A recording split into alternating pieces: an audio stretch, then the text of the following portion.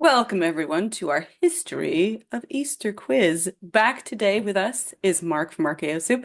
He was here last year, and we did do a little bit of an Easter quiz last year, but this one is the Mm, giant Easter Redux. We're going to talk about a few different things. Uh, okay. and Mark, what is your scoreboard for today? Well, I've just gone classic actually. I've just gone Franklinator soup. So it's I am the simple as Franklin that. Ator, I see. Franklin Atto, yes. Yeah, well, I couldn't fit it. Well, actually, I could have fitted it in. Actually, I could have. No, it's I it's just great the way didn't. it is. But Mark Mm. is back because he had questions about Easter bonnets. And for those who are only listening and can't watch, I am wearing the glorious Easter bonnet from Universal, which is Yeah. the Jurassic Park sparkly pink dinosaur eating Just go, the Yeah. back of my head. And Mark, what is your Easter bonnet? Which is so lovely. Well, it's there's a short story behind it. I Okay, went go to ahead. a shop around the corner and Hmm. saw a felt bucket for collecting Easter eggs, presumably an Easter egg hunt. The bucket was broken, this felt bucket, and I went to the till and said, "Can I buy this bucket, please?" And the man, who was a be a bodybuilder covered in Mm. tattoos, he said, this bucket is broken. Like, do you want a refund or a discount?"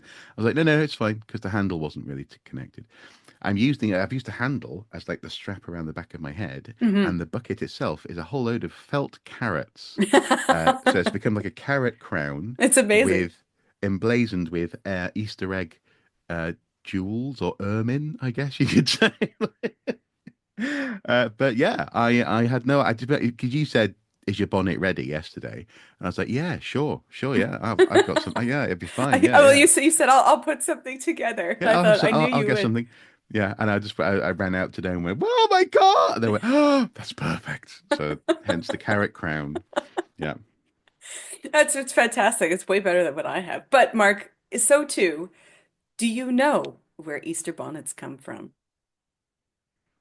Or can you guess? What do you think? Uh, I can only presume that it is connected with the. If you say Druids, I'm gonna kill you. Actually, no. My first thought was something along those lines, but actually, no. I think what happened was the Roman soldiers who failed to stop whatever happened at the tomb, whether it was someone stealing a body or whether it was actually someone being resurrected, they were then made to march round Jerusalem wearing frilly bonnets. And of course, the Latin frillis bonnetonus. Um, and everyone learned from those bonnets, and from then on, Ah, it became a tradition. Remember the bonnets of the Easter. bonnets of Easter.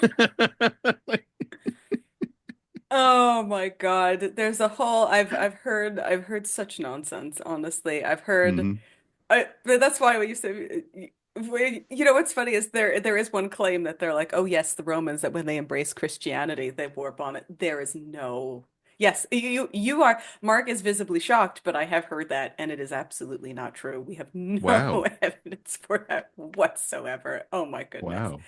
There are the earliest evidence we have really is just the late Middle Ages, and it's people we just, our good friends Shakespeare and Samuel Pepys do talk about Hmm. having new clothes, really, not necessarily new hats, but certainly new clothes for Easter because Yeah, it's supposed to be the. Now, don't forget that really up until recent times, at least till the early modern period, it was Easter, and also we're looking at this with a very Western centric glass, yeah.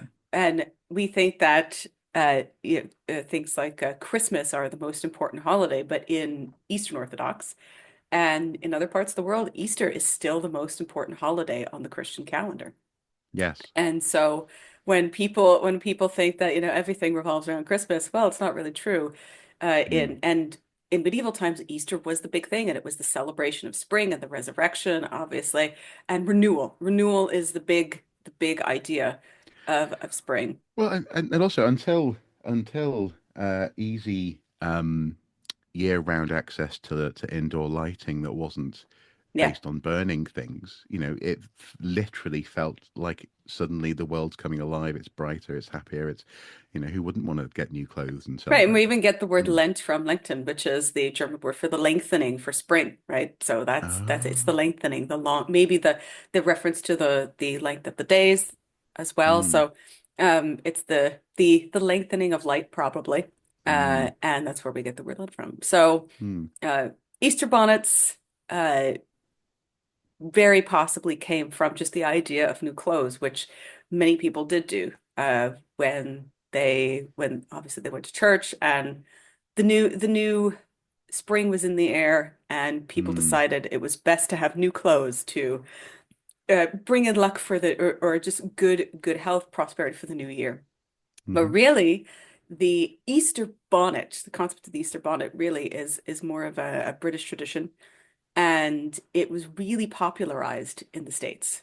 So even though Oh, Easter bonnets seem to have begun in England, in the States in 1865, there was the first Easter Sunday after the Civil War was called the Sunday of Joy, and there was a parade, and mm, everybody came out obviously in their Sunday best and their Easter best, but there isn't. The problem is that we don't really have a record of people actually wearing bonnets for Easter in mm, that uh, in that thing. So whether or not that parade or that idea that ever really happened, whether that was mm, the birth of the Easter bonnet, that one doesn't seem to be very likely.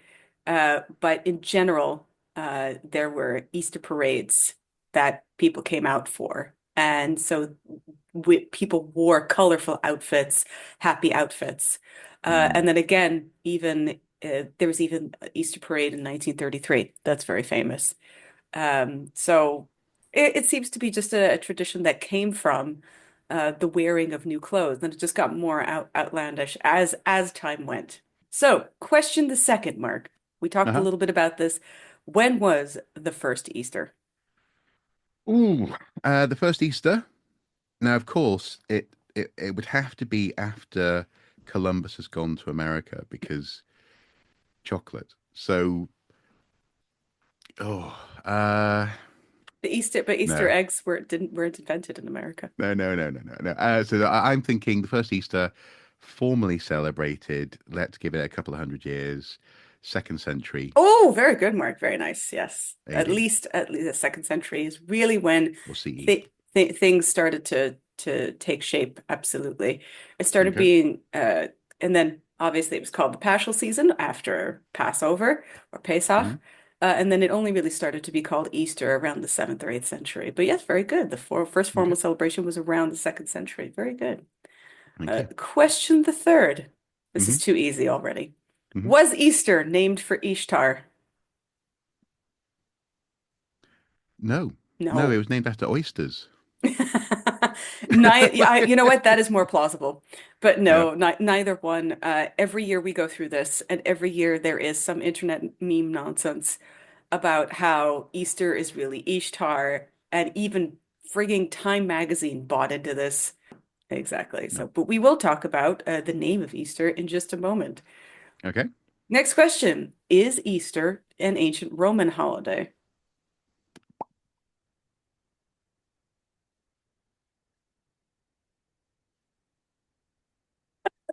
But for those who can't, Mark is waffling so hard because he doesn't.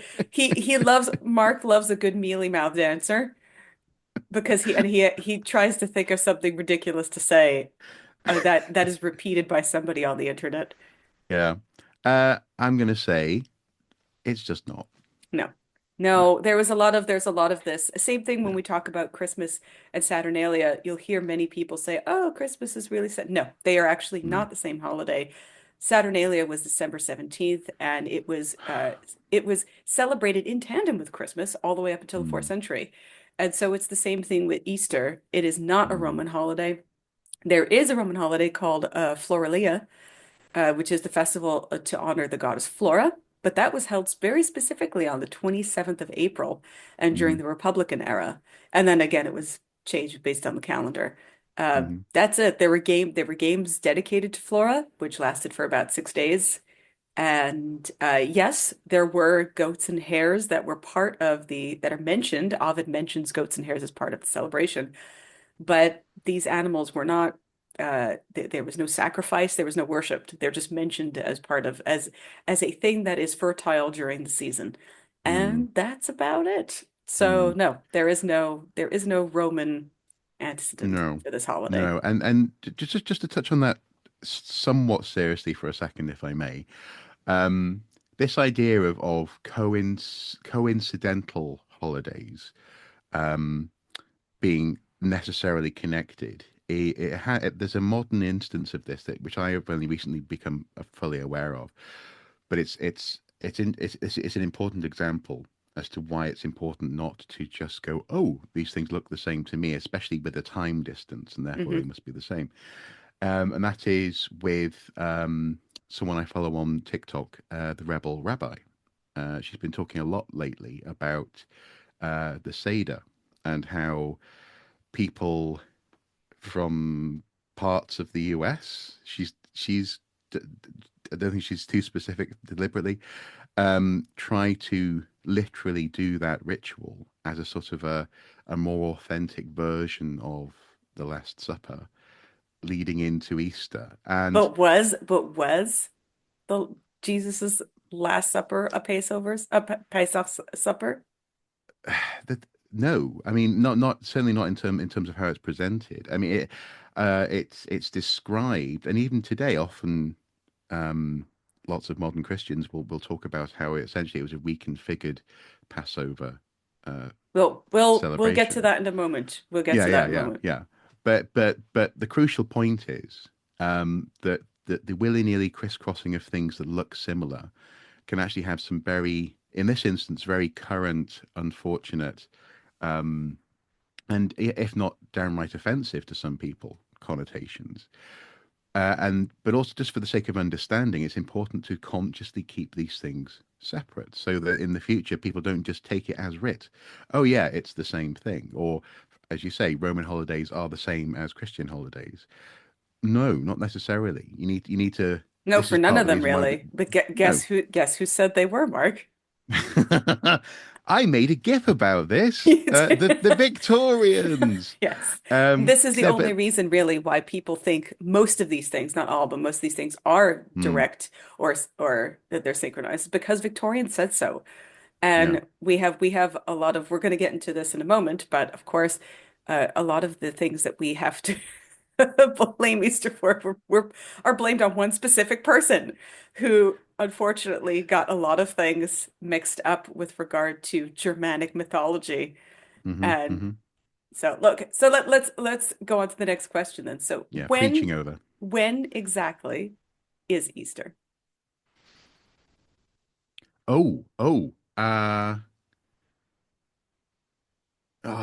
Bugger. It's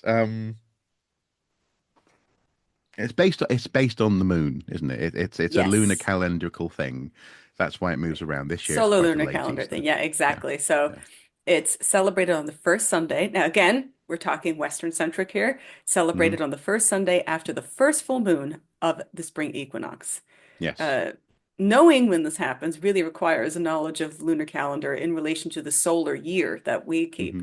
And obviously keeping with both Julian and Gregorian calendars in mind, because as we said, one is Western centric and one is Eastern centric, right? So if you're wondering why the lunar calendar matters to a Christian holiday, the date has to keep in step with Passover, but it can't be on Passover, but it has to keep in step with No. Passover Mm. in order Mm. according to the story, right? And so Passover goes with the lunar calendar.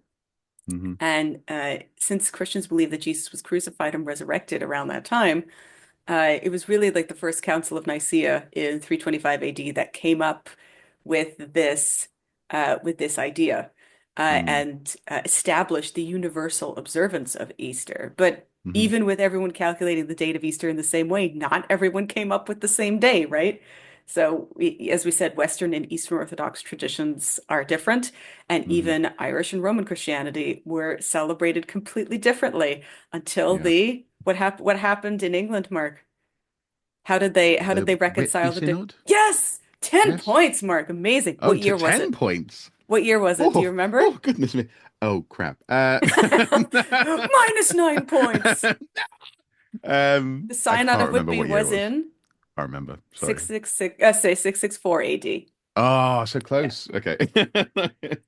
Yeah, exactly. And that had to do with uh husband and wife celebrating at different times. One was like, "Oh, Lent's over," and the other one said, "No, it's not." And so then they Mm, decided to just reconcile the differences, yeah. and Yeah. that was that. Yeah.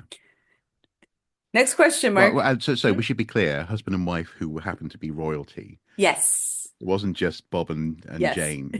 Like, Yes, it hey, was. Vicar, we got a problem here.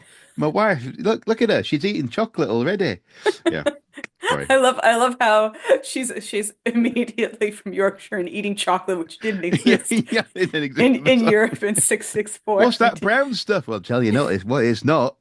Yeah, anyway, you gotta go on. Not chocolate. It's not been invented yet. Filthy bear. Um, Yeah, they had no idea what that was no. yet. Was Easter originally a pagan holiday? Well, no. I mean, by No, definition, no. no, Yeah, no. no, because it was already based around a Jewish holiday, which is the holiday of Yeah. Passover or Pesach, which is where we get the title of the Paschal season from. That's where Mm, it comes from. mm. According, Now here's Mhm. something though. Sorry, for Romans, it would have been a pagan holiday. There is that question, and Ah, we do. yeah. So here we, as your friend the Rebel Rabbi, I'm sure has talked about, is is uh, is Pesach considered to be a pagan holiday? Jews Mm, would say no, mm, because that concept really, when we talk about something being pagan, we talk about something very specifically mm. being pre-Christian European, Yeah, yeah. and so therefore Passover really can't be because it's a Middle Eastern holiday in that respect.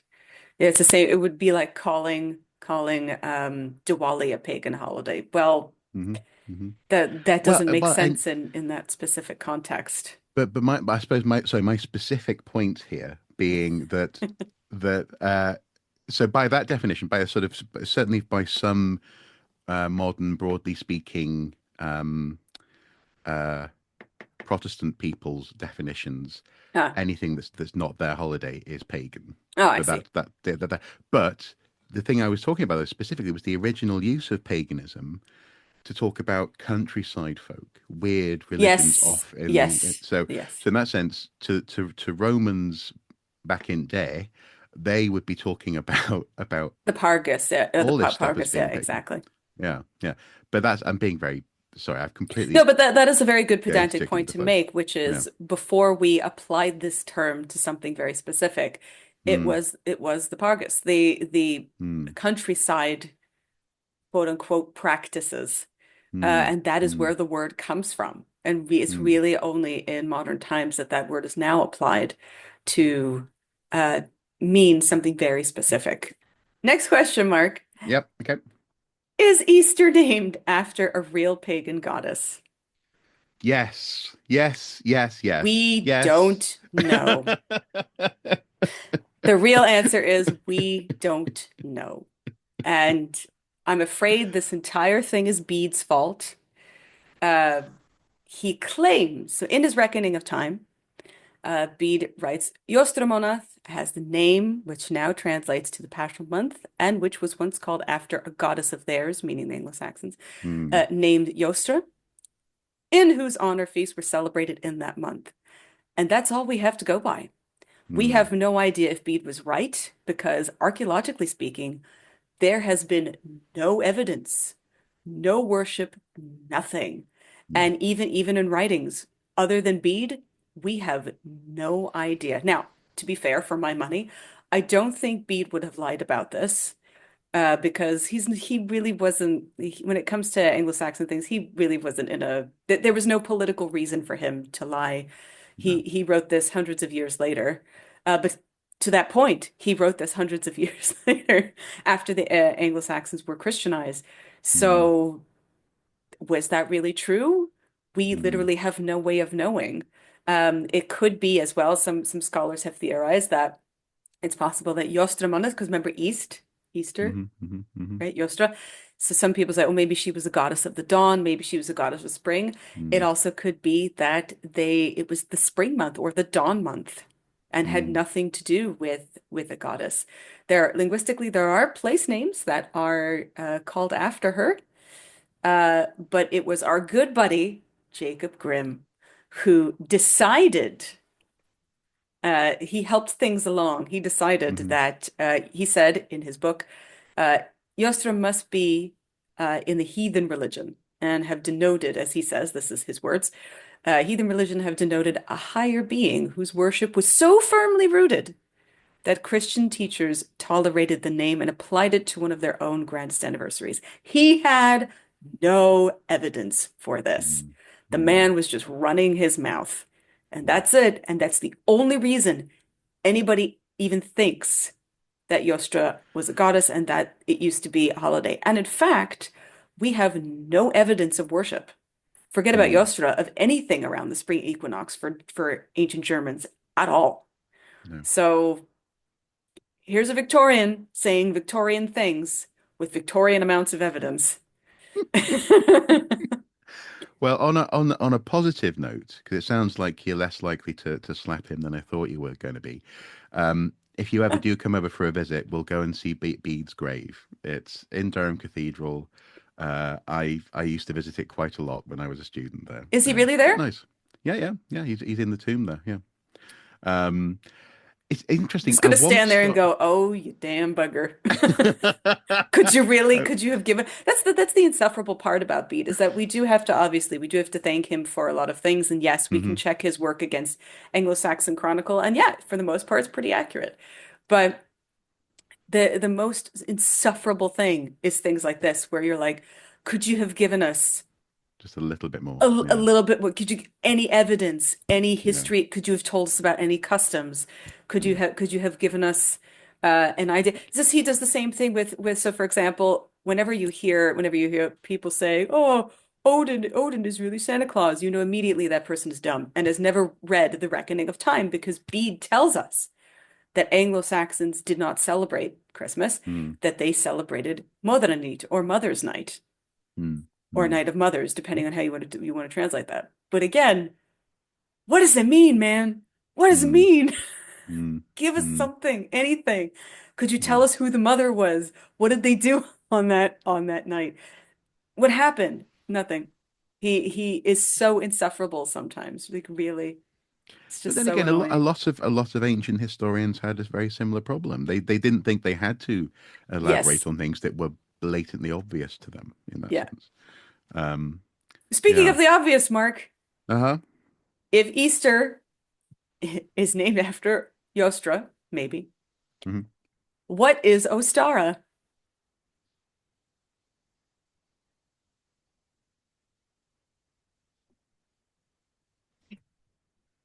Sorry, this isn't making good podcast, is it? Me just looking blankly at the wall. Like, oh, I don't know.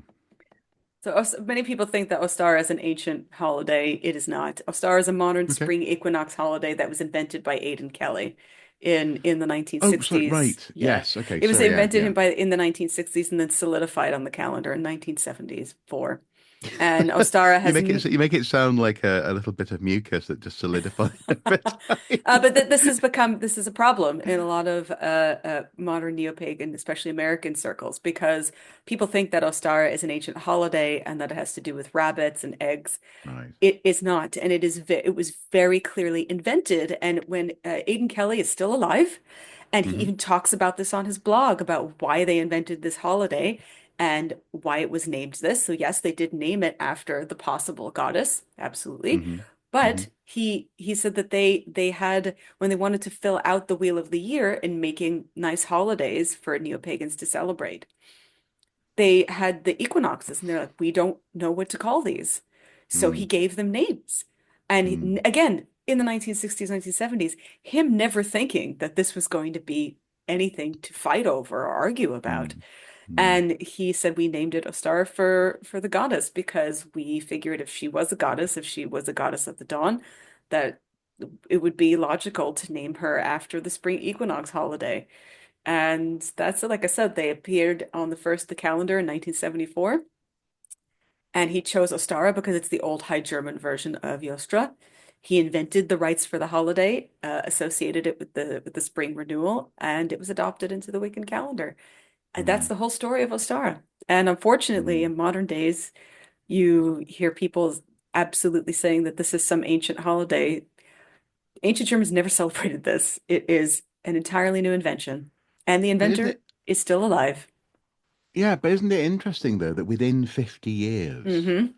when he's still alive, as you say, that can happen. He even wrote a whole explanation on his blog in 2017, and Yeah. nobody read it. Yeah. Mm, mm, mm. Okay. Keeping in that theme, Mark, is the Easter Bunny an ancient pagan symbol? No. No. There is no No. ancient link whatsoever in any way regarding hares, rabbits, other lagomorphs. Nothing. There is no mention of rabbits or hares in conjunction with Easter, really until the medieval period. And this Mm, came from really the association with the Virgin Mary. mm, And Tinner's rabbits, as you know, the triple mm-hmm, rabbits. mm-hmm, You'll see them on churches. The motif of the triple hare became popular in medieval churches and especially in France, Germany, and the UK.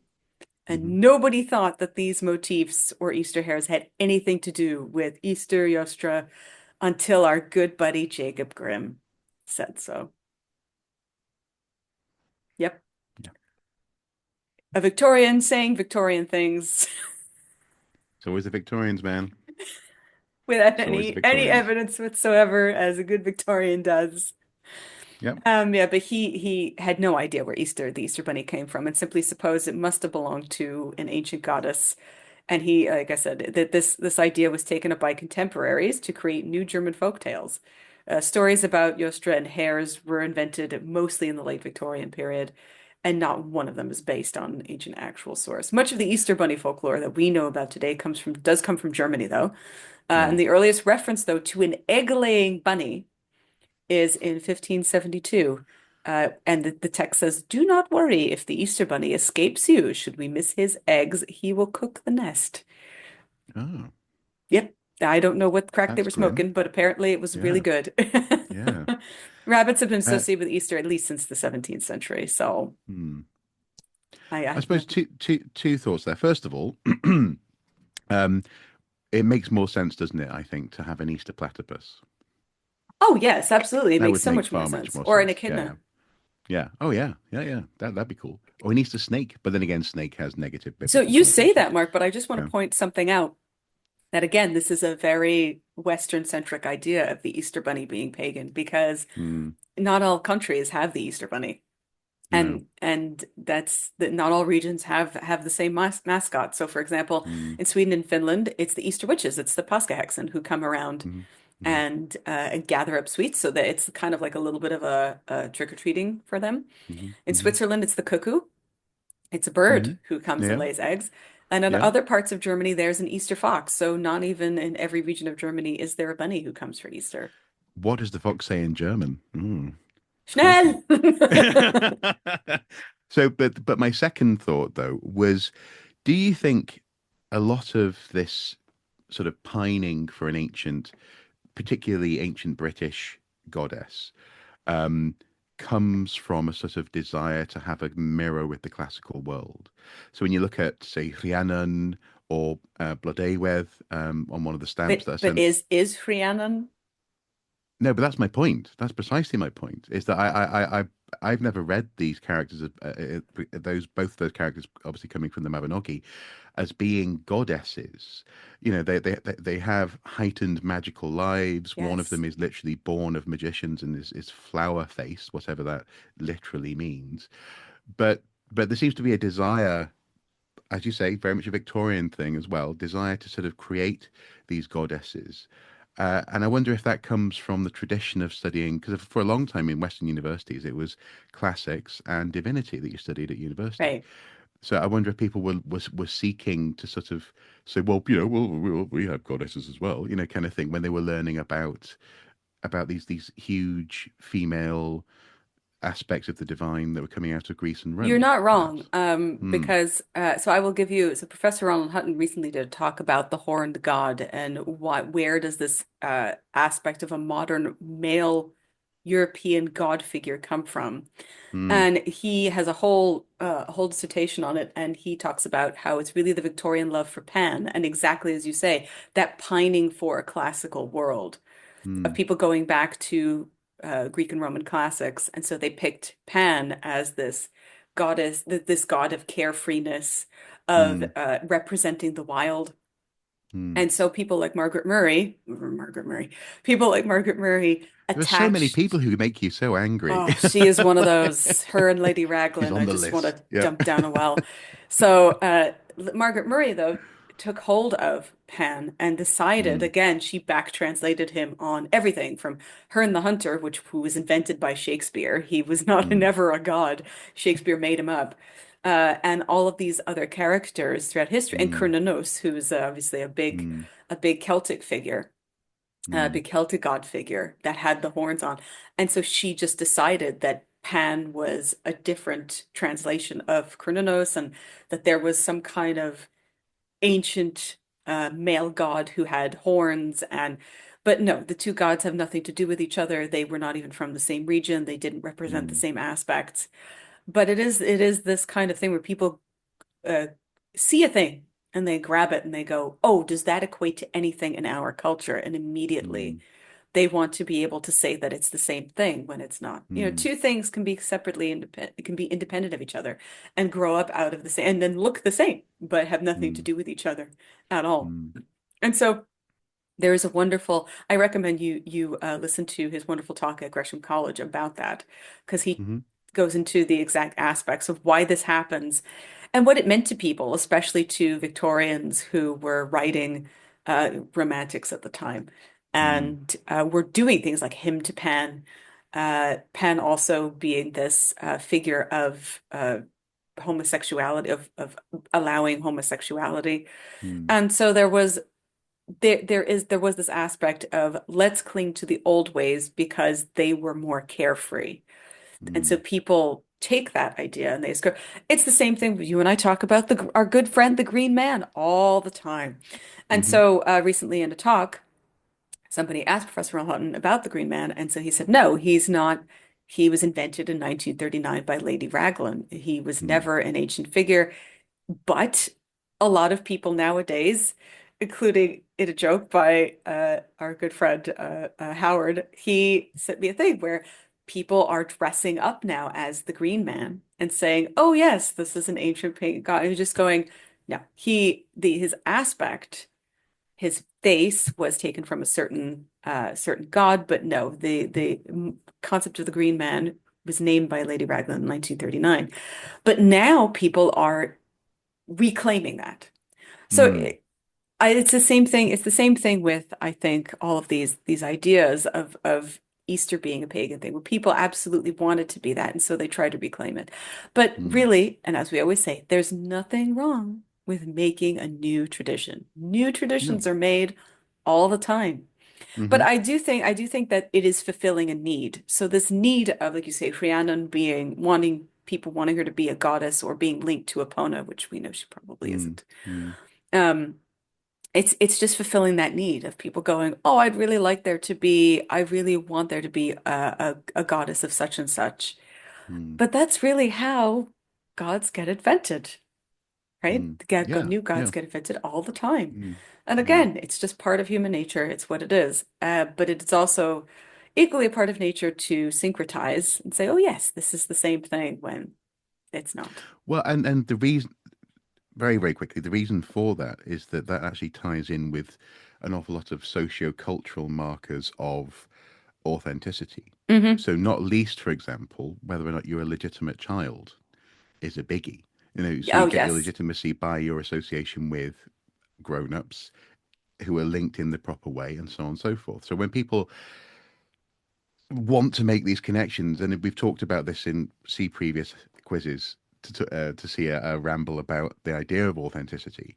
But when people are seeking that, I think it comes from the reason why it's hard for people just to just briefly going back to that Seder question, on TikTok, one of the things that was being pointed out was that some things don't have to be for everyone, in that sense, and that's okay. And in the same way that, and if we take it away from religion for a second, I don't have to go on a roller coaster for the roller coaster to be fun.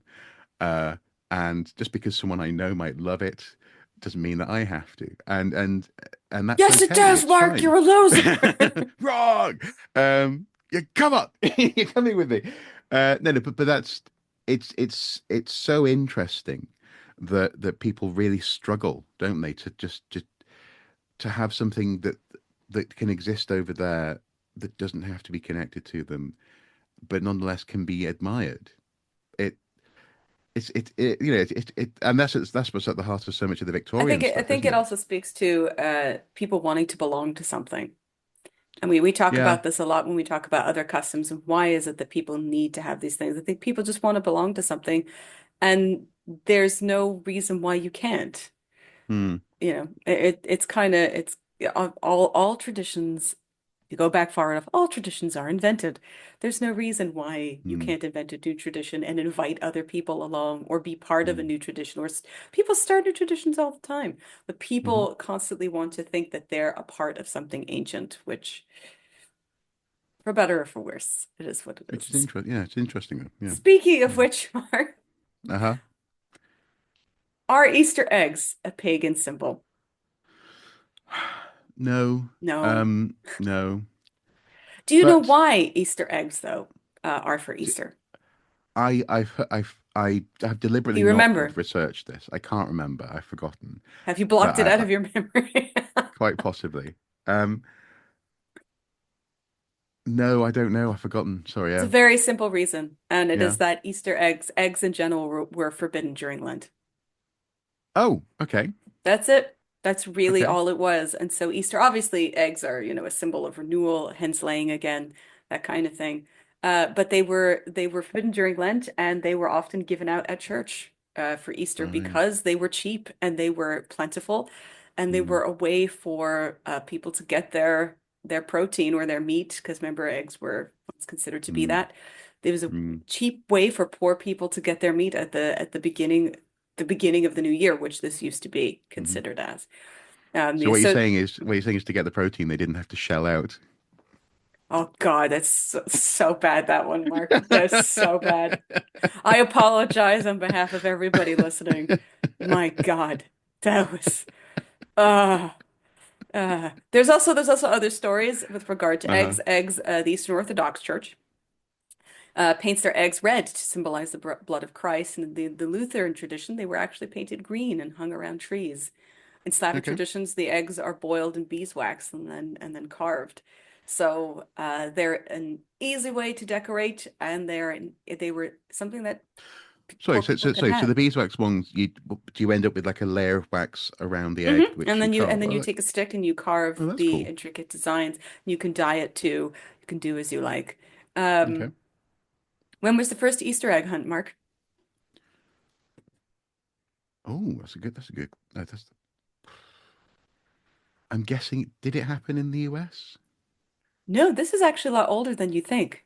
Oh, okay. Okay.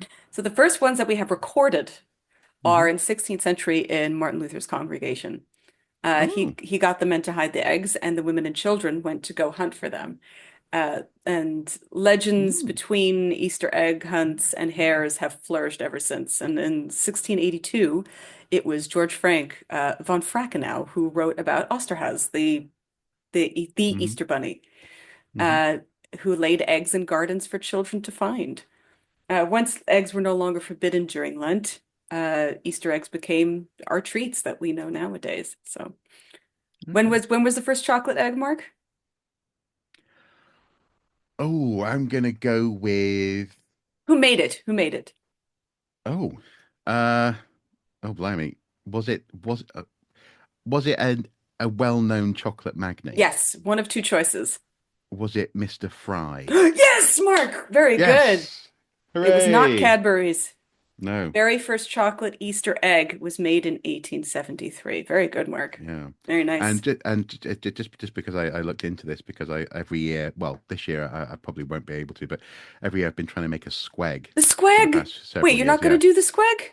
Well, it depends, but I'll go into that more Mark, after. every year, Mark makes on his channel, he does a square egg, and it is very impressive. Yeah, chocolate cube basically. Yes.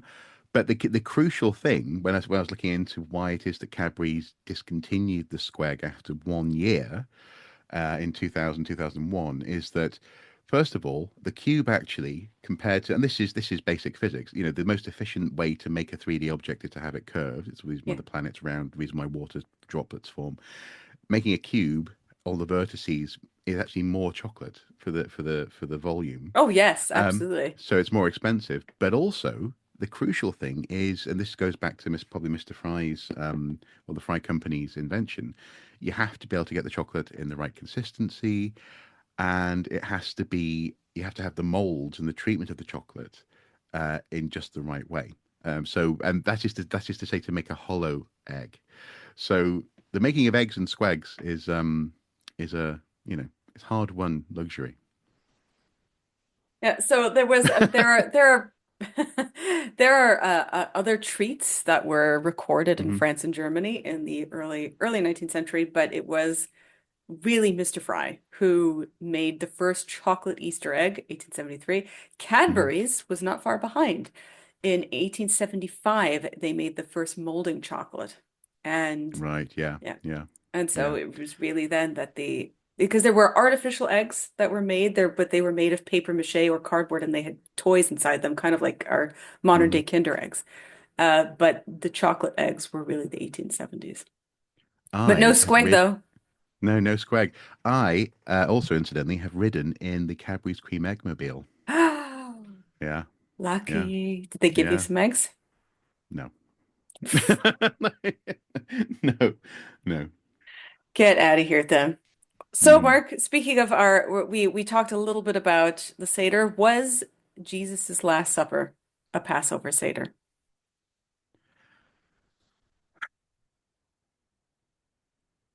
I don't think there's an answer here that's not going to annoy someone. That's what we So do I'll on just this channel. It's good for the comment section. yeah. I don't.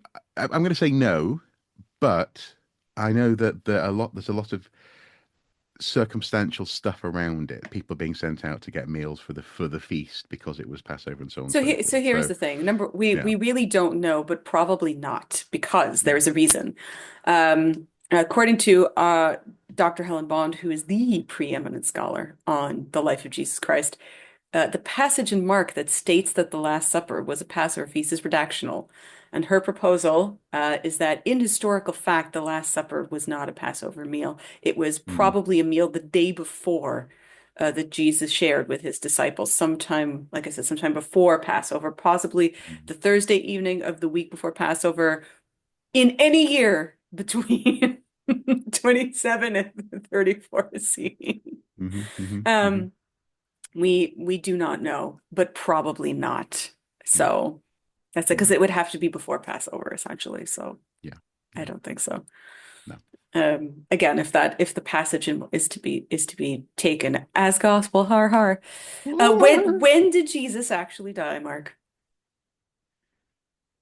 Uh, sorry, just a second. Okay. He died in any year between 27 and 34. We actually don't know the date that No. he died. We have no idea. So again, his death must have happened sometime after 28 AD because of Hmm. Pontius Pilate's gubernatorial office, right? So again, if we're talking about Pilate's um, office and that he was there and he was the one responsible for this whole thing, it had Hmm. to be sometime when he was a governor. And the Gospel of Mark says Thursday on Passover or before Passover is when Jesus was taken, but in John it says that it was not Passover, but the day before it, and then would have already been Jesus would have been buried by Passover, essentially. Mm. But yeah, or rather, I should say entombed, however you'd like to say. Mm. But Dr. Helen Bond says most people have sort of this harmonized view when all of these things happened, but that's not in any of the Gospels. There's no harmonized view in any of the Gospels to talk about when he actually died, what year he actually died, the day, we have no idea. And Mm, scholars ha later on, especially our good friend Hippolytus, was obsessed with calculating these things.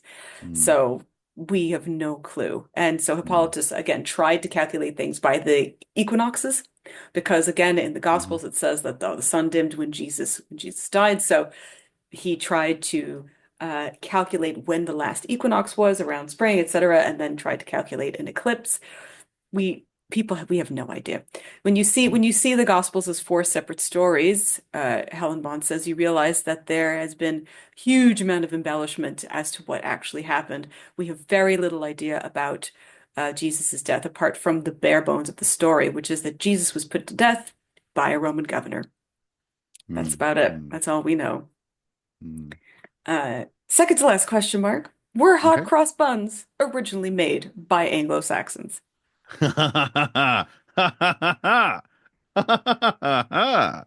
Oh, hee, hee, hee.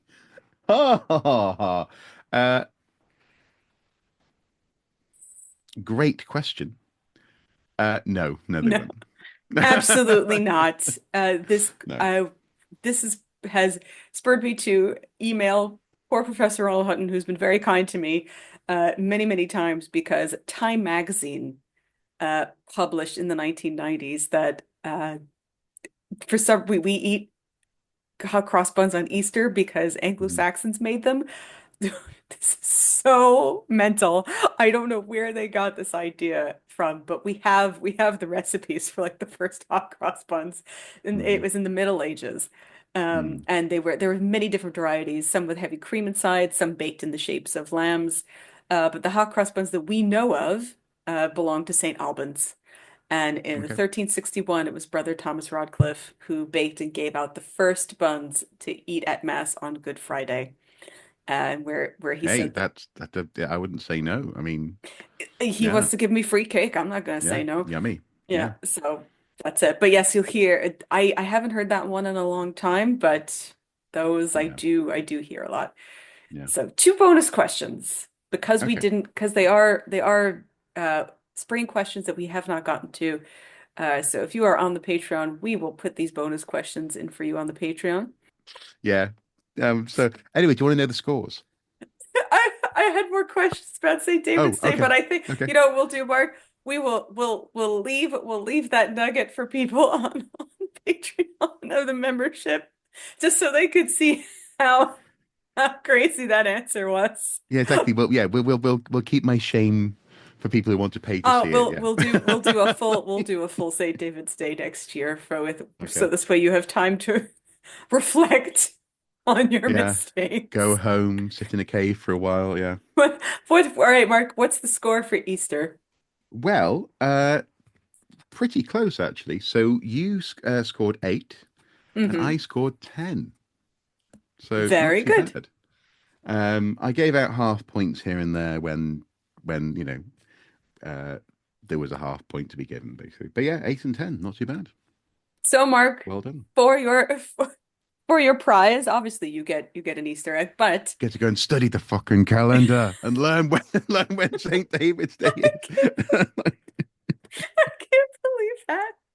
That was mental.